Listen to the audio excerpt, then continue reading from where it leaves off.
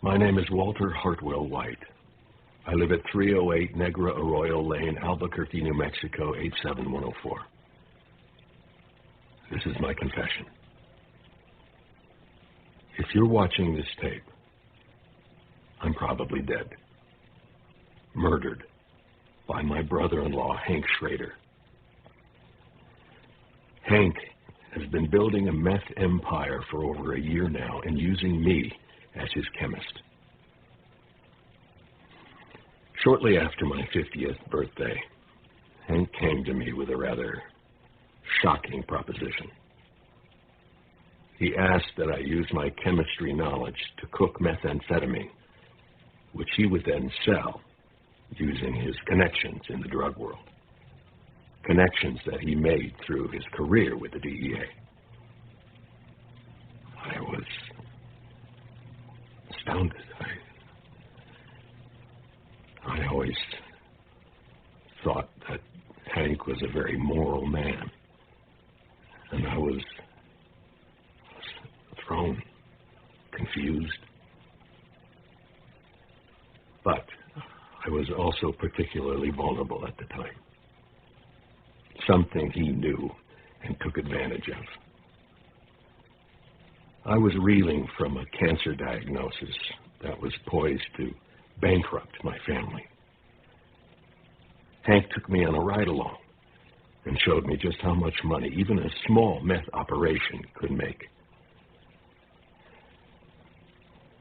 And I was weak. I didn't want my family to go into financial ruin. So I agreed. Every day, I think back at that moment with regret. I quickly realized that I was in way over my head, and Hank had a partner, a man named Gustavo Fring, a businessman. Hank essentially sold me into servitude to this man. When I tried to quit, Fring threatened my family. I didn't know where to turn.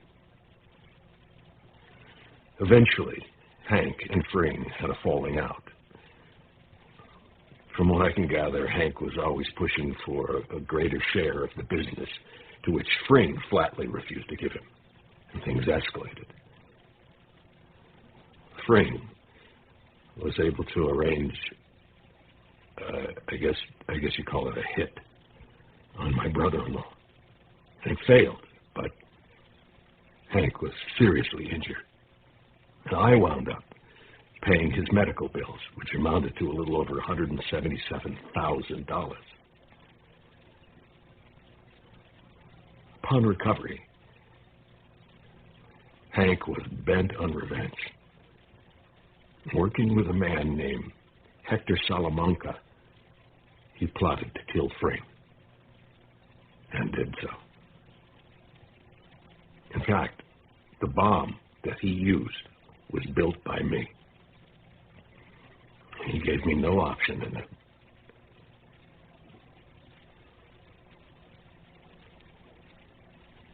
I have often contemplated suicide, but I'm a coward. I wanted to go to the police, but I was frightened. Hank had risen in the ranks to become the head of the Albuquerque DEA. And about that time, to keep me in line, he took my children from me. For 3 months, he kept them. My wife, who up until that point had no idea of my criminal activities, was horrified to learn what I had done. Why Hank had taken our children.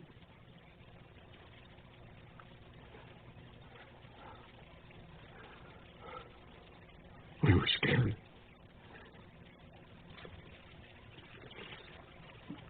I was in hell. I hated myself for what I had brought upon my family. Recently, I tried once again to quit, to end this nightmare. And in response, he gave me this.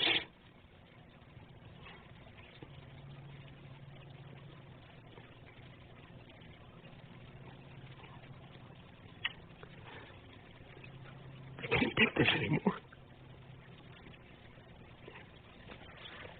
I live in fear every day that Hank will kill me. Or worse, hurt my family.